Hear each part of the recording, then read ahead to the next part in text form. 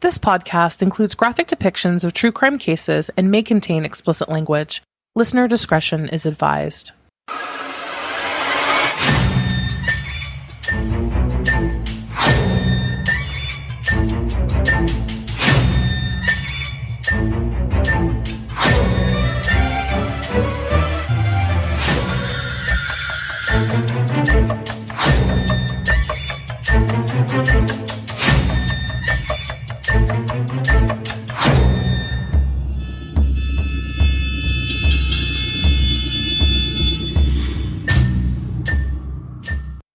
Hello, everyone, and welcome to a new episode of We Saw the Devil. This is Robin. This is Jackie. And today's episode is a little bit of a mishmash of random news pieces.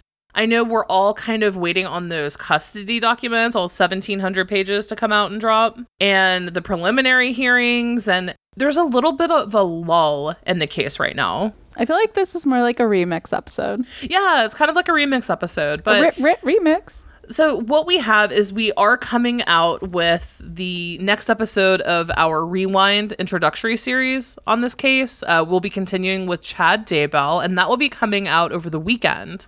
Don't forget about East Area Rapist, Golden State Killer. What do you want to call him? Yeah, we'll be continuing our coverage of Joseph James D'Angelo and his East Area Rapist crimes. We have a lot of stuff coming out, but for all intents and purposes, this episode is going to be just kind of random news pieces and interesting things from the Vallow case. Things that you may not have known. Yeah, and then just the couple updates that we've had over this week. And again, Chad Daybell coming over the weekend, a profile of Chad Daybell, and then we will continue our introductory series from there, going into Zulema Pastines and Jason Mao. Dun, dun, dun. That being said, before we get into it, we would like to thank our executive producer patrons on Patreon. That would be Tamara, Ylana, Faye, Christy K, Ashley B, Ashley M, Kathleen K, LeeAnn, Cristi R, Shawna S, Amy S, and Iris. Oh, Iris. Thank you so much to our executive producers for helping us make this show happen. And for the rest of you, if you have not considered supporting the show, if you like the show, please consider checking us out on Patreon. You can find us at patreon.com/We Saw the Devil. We have a lot of different tiers. You can go to our website, wesawthedevil.com, and take a look at that as well. I love the new look of the website. Yeah, our previous website wasn't doing so hot, didn't have a lot of time to really work on it. So big shout out to the help we have received on our brand new website. You know, what's really funny about the old website is I was a step away from having Paperclip show up to give you advice. Yeah. It was outdated. It didn't work well on mobile. It was like, oh, is this 1998? I think so. Let me get my little like colorful bubble Mac computer from 2001 in someone's high school or something. So on our Patreon, we have tiers for as little as $3 a month for a shout out, all the way up to merch, stickers, executive producer status. We also, as of today, guys, started our What Would Oprah Do book club. I'm so stoked for it. So again, it is in honor of Oprah, seeing as though she is the #1 victim of Chad Daybell's darkness versus light. She was celebrity-wise, obviously the children. She was amazing in A Color Purple. I was actually telling one of the Patreons that she was one of the only actresses next to Bjork to make me sob. And if you're into true crime, if you like musicals, or if you just happen to like Bjork, if you have not seen the movie Dancer in the Dark, I would say it has some true crime linkages in there. It is, if you want to cry, if life has you down right now, quarantine, and you're tired of it, or you just need a reason to ugly cry. I'm talking Claire Danes and Homeland. Let it all out. You don't want to be seen in public like that ugly cry. Watch Dancer in the Dark. I suggest a bucket of ice cream because I love food. Maybe show me your bucket of ice cream while you ugly cry. I mean, I guess that, maybe you don't want to be seen ugly crying, but you can definitely show me your emotional eating. Yeah, show us your emotional eating. And if you check out Dancer in the Dark, tweet us, drop it on Facebook. If you're a Patreon, drop it there. But yeah, let us know if you watch it and emotionally eat. I love when people show me their food. I know, that's Jackie's kink. Well, I wouldn't call it a kink per se. Okay, a fetish. Okay, now we're getting more like it. Show me that ice cream. No, I'm just kidding. Yeah, check out our Patreon. Also, again, all of our postcards have now been mailed officially. So all of our patrons should be receiving their Case of the Month postcards. And for those of you who have not checked your email, please do not divulge which location or state the postcards are coming from. We will, on the 15th, divulge the state and then open up polling for what case you think that we are going to cover. We are also going to drop a clue, and whoever has guessed the case correctly will be getting a $5 Amazon gift card. Amazon gift card. Yeah. I can't imagine. I want to know what people are going to use it for. Yeah. Like, I want to know what you actually end up buying with that $5 gift card. There's so many random things on Amazon and it blows my mind. Mm-hmm. Although my favorite was on eBay when it had the bizarre section, the bizarre and weird category. Oh, I missed that. It was all like haunted chests that people would mail you, or like ugly possessed haunted dolls. It was bizarre. I feel like I missed out. I needed one of those possessed dolls. I would send it you know what, I want one just to send to people.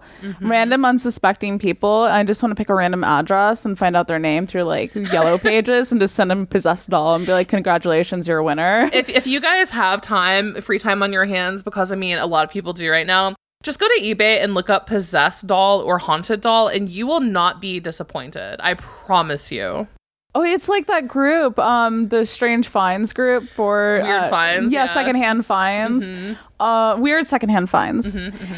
They always post possessed dolls for some reason. Everyone's finding possessed dolls at Goodwill, and I want to know why. I want to know why everyone is like, I need to donate my possessed doll. Please, I need to get rid of this. Why is that a gift to a charity? Right. Why? That's not gifting anybody. All right, so let's get into it. As far as this week, there are just a couple news pieces, guys. Justin Lum of Fox 10 Phoenix, as well as East Idaho News, Eric there, and then Justin Lum on Fox 10 posted that preliminary hearings for Chad and Lori will be happening in person. Judge Edens has determined the size of the courtroom that Fremont County allows as far as how many can attend, and he plans to maintain social distancing.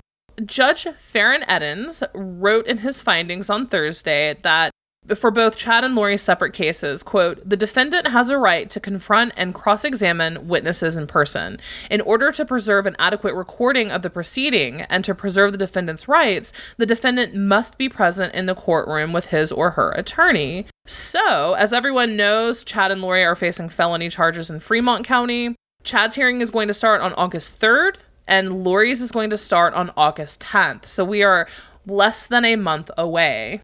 Guess what, Jackie? What? We are officially, guys, 14 days. That's 2 weeks, 336 hours, 20,160 minutes, and now 1,209,560 seconds away from the end of the world.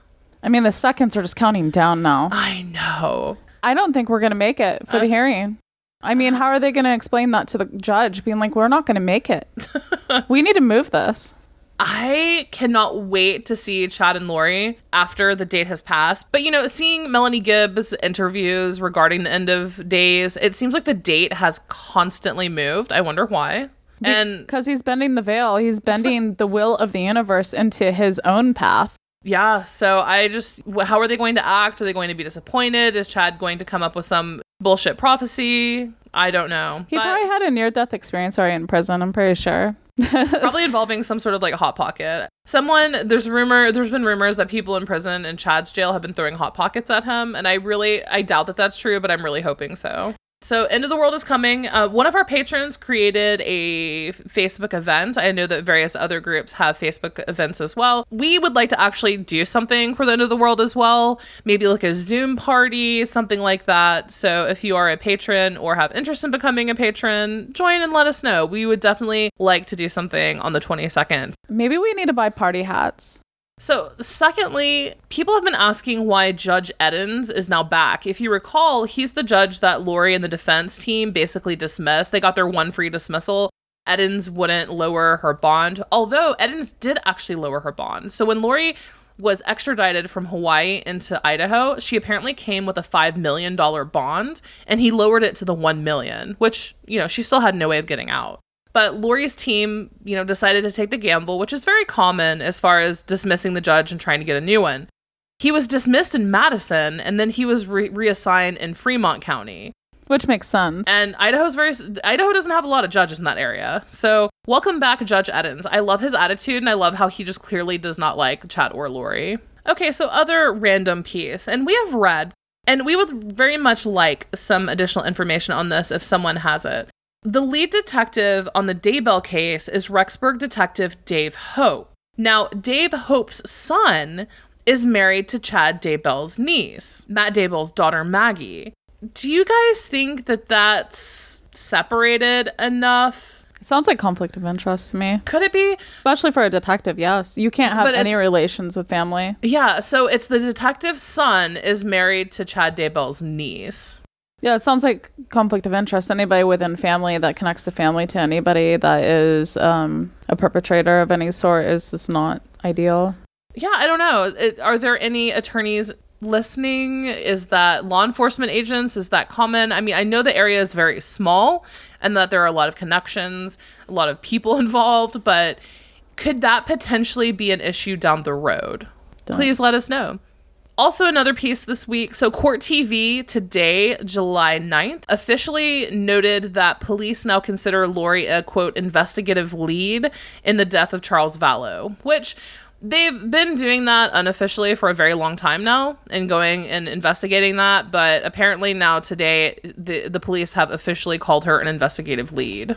It seems like everything is open for investigation. We have Tammy, the children, Charles Vallow, but to my understanding, Joseph Ryan's death is still closed. It's not being investigated. At least last I heard from Annie Cushing's post that her brother Joseph Ryan's case has not been reopened. So I wonder if that is true or not. I have a feeling that a big cloud is brewing on the horizon when it comes to this case right now. And there's a lot of evidence being collected and stones being turned over. And I think we're going to find out soon. No, this is a massive case, and I really do appreciate that law enforcement is taking their time and collecting and going down every rabbit hole and looking at every piece of evidence. Speaking of suspicious deaths, does everyone remember initially when this case first started happening that a lot of people focused on the divorce attorney, on Lori's divorce attorney's death and how he died randomly when she owed him money? Annie Cushing is doing a really interesting series on Twitter, and one of the most recent things that she posted is some updated information. So remember initially in this case when it first started happening, people were talking about the divorce attorney that ended up dying? Yeah. That Lori owed a lot of money to? Isn't that a weird coincidence? Isn't it, though? So his name was Edwin Terry. Edwin Terry was the Austin, Texas divorce attorney, and apparently he died in 2006 of a heart attack. Now, does that sound familiar? Oh, no. And Lori owed him a considerable amount of money due to that nasty divorce and custody battle with Joseph Ryan. I wonder... A lot of dead bodies seem to turn up around Lori when there's money involved. I'm going to say there's no coincidences, but it's very suspicious to me. I want to know of Alex Cox's whereabouts in 2006, right around the time that this man died. I want to also know, you know what? I want to explore another avenue when it comes to Lori Vallow, especially when it comes to these consistent heart attacks everyone's having around her. Cardiac events, heart attacks. The most important piece, I think, is what we are all waiting on, and that's Tammy Daybell's autopsy and toxicology report results. Because I think Tammy, above all, especially considering it was reported that she had the pink foam coming out of her mouth. I believe that same thing with Alex. He had some pink foam coming out of his mouth. We have Joseph Ryan, who died of a supposed heart event. He wasn't found until days later, almost a week later, and he was so decomposed that he was just immediately written off as natural causes and cremated. We have Edwin Terry, the divorce attorney who died of a heart event. So one of my biggest questions is going to be, okay, a lot of these people around Lori Vallow's circle are dying of heart events or clots. So what kind of things can cause that? There are a metric crap ton of drugs, chemicals, poisons, whether natural or synthetic, that can cause these things to happen. So I don't think Edwin Terry is going to be investigated in relation to the Lori Vallow case. But, and again, the confirmation bias comes into play because look at all these other crazy people who have died around Lori. And then here we have another one that Lori owed money to. I guess it's kind of hard to tie someone in. Especially since it's been so long ago. Yeah, that's my thought process, is that it's been so long ago. So how can you tie it in right now? Right, exactly. I mean, there's no way. But I mean, I'd say that we can at least add it to the list of suspicious deaths in the circle of people. Are they going to kill people in 14 days? Alex is gone, so I don't see how they could. I mean, we can't blame everything on Alex, can we? I'd say so far it seems like it's a lot of Alex. A lot of Alex is doing, but we don't know. Still waiting on information. And guys, waiting is the hardest part. So with Alex, my understanding is that he had some plaque. He had, some blood pressure issues. He was a truck driver, to my understanding. So the stress, and obviously he was involved in the children in some capacity. I mean, it's not outside the realm of possibilities that he had a cardiac event. Here's what I think. If you're not a shitbag, maybe your heart will be better. Have a heart and you'll have a heart that works. Have a heart so you can have a heart that works, guys. That's like advice to live by. You're welcome. So another big piece is we have, and we're going to post it on YouTube after the release of this episode, we have video of Chad Daybell from a Preparing a People conference. And this footage was on Preparing a People's Facebook page before it got taken down, and nobody else has posted it. Recovered artifacts of Chad Daybell. Recovered artifact of Chad Daybell and Preparing a People.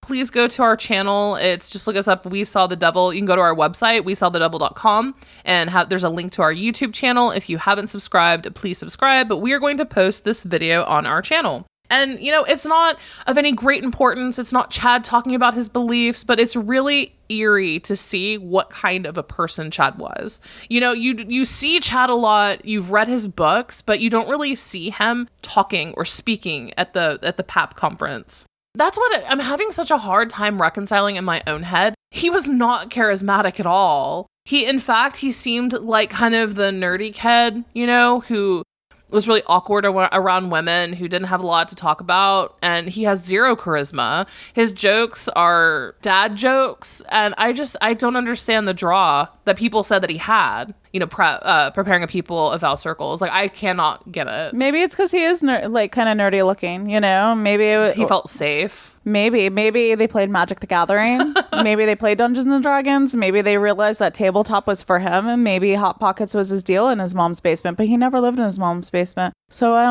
don't know. It's just really odd. So definitely check out our YouTube channel for that. It's just really eerie seeing Mr. Potato Head himself telling some crappy prepper joke. I'm really upset that he has access to Hot Pockets in jail. I think he should be deprived of that. Not so much upset over the Hot Pockets, because Trino's Pizza Bites are far better. So I would take pizza rolls over Hot Pockets any day. Do they have pizza rolls? I don't know. I'm about to put myself in jail. Undercover journalism, guys. I'm not. Me gaining like 50 pounds in jail sounds great. Alrighty. So another piece. Nancy Grace, and I know, and we hear you guys, we got the comment, you guys don't like us crapping on Nancy Grace. I have to say, I'm not a Nancy Grace fan at all. However, she did have 3 interviews over about the last week and a half, and she did a great job. I wanted to be like, where did Nancy Grace actually go? Because this Nancy Grace in front of me cannot be the OG. See, the thing about Nancy Grace is that she's passionate about law, and she lets that passion flow through her, and kind of comes out as kind of this really weird place of sensationalism. And well, she is also fueled because she's had such a tragic life, which I do feel for her. Her fiance being murdered, and all of this stuff. She has so much anger in her, and I totally get it. I just don't like her interview style, guys. I feel like she talks over, she's condescending, she talks down to a lot of her interviews. However, the last 3 that she did over the last week and a half were incredible. I feel like she listened to me. I feel like Nancy Grace was like, you know what? That girl's right. That lady is right about me. I need to calm my titties. And I think that she put a titty sling on. She's like, I'm calming my titties for this one. I'm gonna make some people happy. I'll say this about Nancy Grace, though, is that I do like the aspect that she's very passionate about her experiences because of the death of her fiance and everything that was involved with her. That inspired her and fueled her into becoming who she is today. Right. This interview was actually her series interview, right? It was kind of like a series of different people that she had interviewed pertaining to the Lori Vallow case. Cult mom, as she would say. Cult mom Lori Vallow. Cult mom Lori Vallow. Yeah, it's fine. You know, she can say that. That's fine. Because, you know, honestly, that kind of touches base on how crazy it is. So she can say it in the crazy way. I'll accept it this time, Nancy Grace. I think she did a phenomenal job in that she actually kept her composure. She did. She would ask questions and she let people fully speak. And then she had follow-up questions and she was incredibly respectful. So tonight, for this episode, we're just going to cover her interview with Charles Vallow's attorney, Taylor Lawson. Now, Taylor Lawson is the attorney that Charles Vallow went to initiate divorce proceedings against Lori Vallow. Taylor was a great interview. He seemed to really care about Charles and his plight, and he had a lot of really great information from his side of things. So he starts out and he basically explains that Charles was scared for his life when he went in to visit him. And he pretty much came in and was like, my wife said that she is going to kill me. And so they initiated the divorce proceedings and then also started an order of protection. Now, something that I wasn't aware of is that they tried to add JJ onto the order of protection, but the court wouldn't allow it. Charles was afraid that she would take JJ. And it's so weird. Lori Vallow tortured Charles for like the last year of his life. I mean, all of these games, she emotionally and verbally tortured Charles because everyone knows, you know, she would tell Charles one day that she hated JJ, that she didn't want anything to do with him. He was holding her back. And then Charles ended up, because she was acting so psychotic, Charles was afraid that she was actually just going to take JJ and that something would happen to him. You may be asking, what about Tylee? Now, Charles never actually officially legally adopted Tylee, so the court had no jurisdiction over Tylee whatsoever. Oh my God, poor Tylee. Again, poor Tylee. I've been saying this from the very beginning. Tylee got such a raw effing deal in all of this. She got shafted, man. Majorly. Taylor Lawson then goes in and he talks about how hard they tried to serve Lori Vallow with the divorce paperwork. As you know, to file divorce paperwork or any other type of suit, you have to use a process server. They sent a process server to her house, to her parents' house, to her sister's house, to Hawaii, to her friend's house. They even sent a process server. Lori checked in. This is literally how manipulative Lori is. And I think it gives great insight to how manipulative she is. Lori used Charles Vallow's credit card to book a hotel in Boise for an avow event. They were like, okay, this is where she's going to be. Lori Vallow never went to the event. It's crazy. It sounds like they sent it from the window to the wall and there was no... Yeah! You couldn't serve her. Oh my gosh. Yeah, they could not serve her. They were never able to actually serve the paperwork to Lori. She was just nowhere. And they literally chased her. Like, where in the world is Carmen Sandiego? It was where in the effing world is Lori Vallow? They could never find her. But that, I think, gives great insight to Lori that she literally used Charles's credit card knowing that he was watching the statements and her movement and then never went to the event, costing him, again, more money. So... What an incredible human she is. Right. Astounding. So Charles ended up actually withdrawing from the divorce because he kept holding out hope. And Taylor Lawson kept saying, you know, Charles kept saying, this is all a dream. I'm going to wake up and my sweet, beautiful Lori is going to be back again. She is in the middle of a mental crisis. She needs help or medication. And I'm holding out hope that one day she's going to come back to me. But I feel like that paints Charles Vallow in a good light. That, like, this is a good part, like a good side of him, was his love for Lori. Yeah, it was his love for Lori. Now, do not get me wrong. And I think with a lot of, this is just a side note, kind of little tangent. A lot of information has come out regarding Charles Vallow, of him assaulting the wife of his attorney. Charles Vallow also cheated on his first wife. I do not know if Charles Vallow cheated on Cheryl Wheeler, but, you know, that saying once a cheater, always a cheater is usually fairly true. People can be complicated. And I think that when it comes to criminal cases, right, people always like to paint the victims in like an angelic white light. Yes. And we all have to remember that people are people. People are complicated. People have good traits, bad traits, great qualities, poor qualities, and they are complicated. I think that the nicest people commit the worst crimes sometimes too. Yeah, no, it's true. I just want to point that out there because there's been a lot of chatter recently about how Charles was a crappy guy. Well, who cares? Guys, people are complicated, so we have to, consider everything about them. So Charles ended up withdrawing from the divorce because he had hope. He was completely in love with Lori. Taylor Lawson even seconded that, and he was like, are you sure you want to do that? Like, she threatened your life. And Charles was vehement and adamant about, no, she just needs help. She needs support. I'm not going to abandon her and leave her. She just needs some support. He also drops the nugget that Lori had been into near-death experiences and had one in Hawaii. Ever since Lori had an NDE in Hawaii, she became a different person. She became obsessed with near-death experiences, and she started going down the rabbit hole of books and podcasts. Now, that is where she discovered Chad Daybell. See, I have some doubts that she even had a near-death experience. She probably just got the wrong order at Starbucks. Right. Let's keep it honest. And then had a supposed NDE.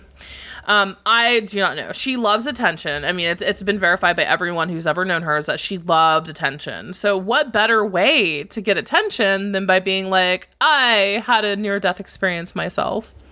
Or I saw this something, meaning I saw some saint or ghost or whatever. Yeah, exactly. Some sort of spiritual experience. Mm-hmm. So Nancy Grace asked Taylor Lawson, why do you think Lori wanted Charles dead? And he listed off a couple reasons. He said, number one, 100% life insurance policy. And that's because the way that all went down is Charles felt like Lori and Alex were together, basically were up to something together. And Charles Vallow went to his attorney and said, look, I'm afraid that I'm going to have to deal with Alex Cox showing up and killing me. That's rather a terrifying thought. Yes. So as they were in the middle of trying to serve Lori, Charles was telling him his fears. And Taylor Lawson advised Charles to change the life insurance beneficiary. Charles called him back, I believe it was a week later or so, and said, dude, someone called and added a password to my account. Remember, we've already covered this a couple months ago, how the email, Charles's emails came out about him emailing the life insurance company and having to verify his identity and all of that. So, yeah, someone called in, claimed that they were Charles, and added a password onto the account in an attempt to change the beneficiary. Someone said that they were Charles, so obviously this had to have been Alex. You think it was Alex? It had to have been Alex. If a man called in and tried to change the life insurance policy, I mean, who else would it have been but Alex? Could it have been Chad? It could have been Chad for sure. But your instincts are saying Alex. Mm-hmm. Okay. And Charles told his attorney as well that if he died before he could change it, that he wanted it changed to K. Woodcock. So not only did he say this to the life insurance policy people in the email, he also told Taylor Lawson, his attorney, if I die, if they murder me before I change this, please make sure that K. Woodcock is my beneficiary. And that's so incredibly sad. Can you imagine what level of terror that man was living in? I mean, he also knew, now don't forget that Alex Cox had already attempted to most likely murder Joseph. He was already a convicted felon. He had already stun-gunned him in the crotch, and all of this had already transpired. He knew how dangerous Alex Cox was. And then he goes to his attorney and is like, my wife is threatening to kill me, and I believe that she and her brother Alex are in it together. He was terrified. Well, nobody was going to protect him. He knew that. He tried. He tried so much to get help and protection from the police and everything else, and the entire law enforcement of that community failed him. Well, I mean, who's connected to Phoenix PD? I'm just saying.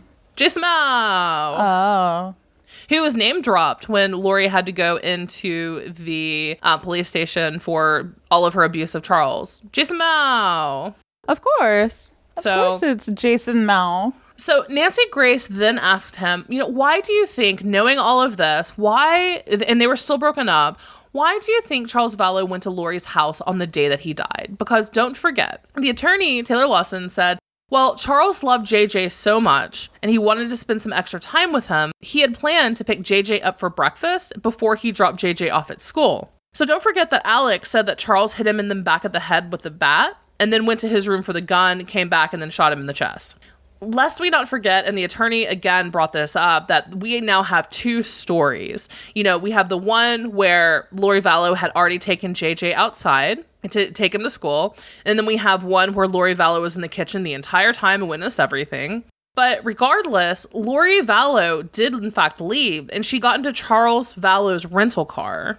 Remember that? So Charles Vallow, her estranged husband, pulls up into the driveway.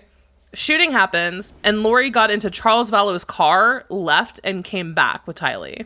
Another piece of information that I personally have not heard, and I don't know if this is out there or if I'm just missing it, is that Lori had actually referred to Alex in the past as her, quote, destroying angel. So when the hell? Yeah. So when Lori kept threatening Charles, and say that she would kill him, she would always say that she had, quote, an angel there who would take care of his body. Do you think Alex is an angel? A destroying angel, nonetheless? Yeah. So, I mean, I would say that's pretty clear. That's a pretty clear reference to Alex, right? I mean, we can speculate.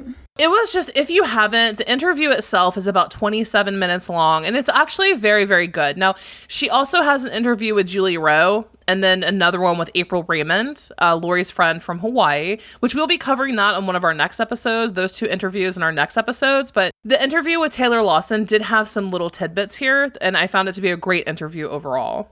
Otherwise, Nate Eaton, everyone's wondering what's going on with Lori in jail. We've heard that she went in hysterics when they found the kids dead in the backyard. We've heard that she doesn't care, that she's just sitting in her cell praying constantly. There's not a lot of information about Vallow in prison. So Nate Eaton went on 97.1 ZHT, and they asked him about her, how things are going. And he replied and said, quote, "She hasn't been able to speak with Chad for 3-4 weeks now. She's been distanced from him. They spoke every day for hours when she was originally arrested back in February, March. I mean, they would have video chats for hours on end, and he was telling her stuff that wasn't necessarily true. I mean, he was telling her lies, that the public supported her, that this will all soon be over, and that she would overcome this. Then he gets arrested and communication is suddenly shut off. It could be the fact that here she is, removed for him, and she goes into the courtroom and sees her son face to face on the screen, Colby, and they're talking about her children, and maybe it was a flash of something there." And he said this in reference to her potentially crying in court. Nate Eaton seems to think that she was actually crying when she was showing emotion in court. Do you think maybe it was like her narcissism to believe that people supported her? That's a great question. And now she's realizing that everybody hates her.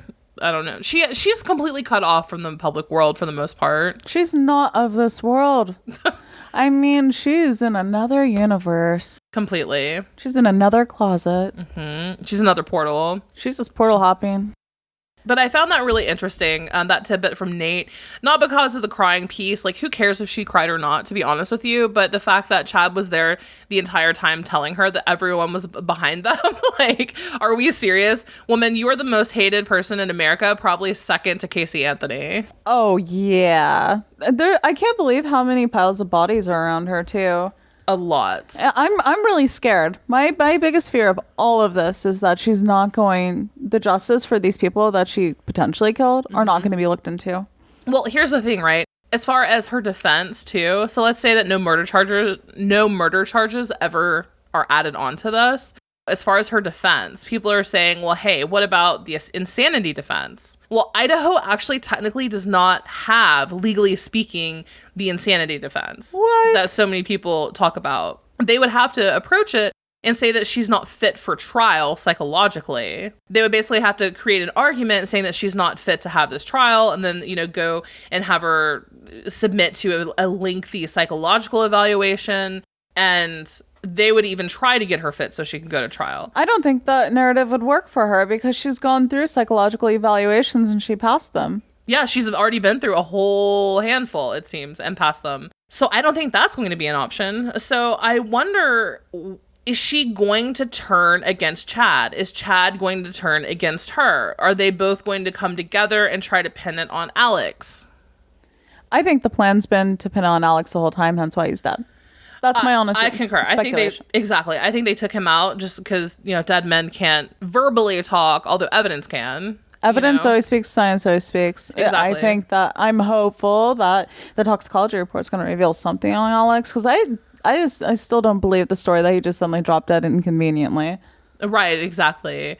Is it possible now that she doesn't have Chad there, feeding her support and making her feel better, the love of her life has now been arrested, is she going to crack? Is she going to realize, oh shit, I'm by myself. I have nothing now. Well, sometimes they have jailhouse informants that try to make them crack too.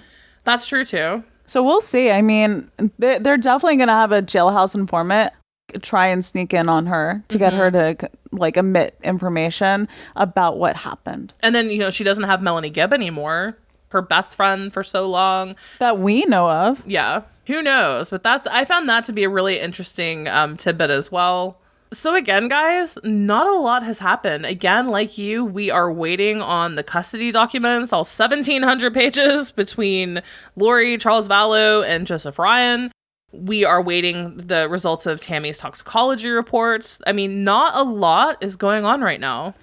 The race is on to see who can read that many pages that fast. Right? It's not going to be a Harry Potter novel, I'll tell you that. It's going to be a really, really interesting read. I can't wait to get my hands on it. Everyone should be getting access to that here shortly, and then it's a race to the finish line. But other than that, again, just to tie this up, we will be continuing over the weekend with our profile of Chad Daybell, his books, his background, where he's going with that.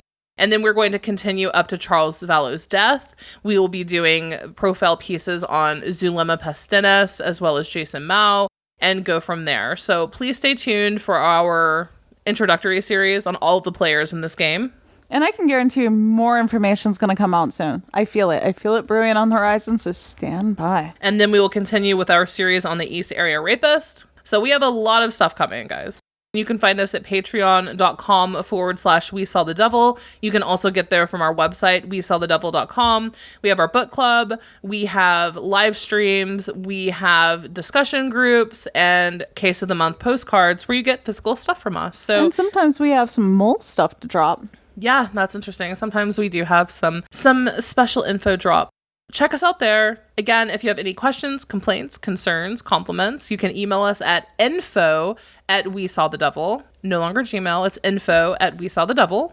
And finally, don't forget to check out our YouTube channel and subscribe. We are dropping, as of right now, guys, after you finish listening to this, we will have that video on YouTube. Lost but found footage of Chad Daybell doing dad jokes. Bad dad jokes at a preparing people conference. And he's not even you can't even say it's a dad joke because that's in poor taste. I think that's really poor taste. Sorry, I didn't mean to. That's it for this week, guys. A lot of stuff is coming over the next couple of days. If you haven't, our last case was on the horrible, horrible, tragic death of Vanessa Guillen.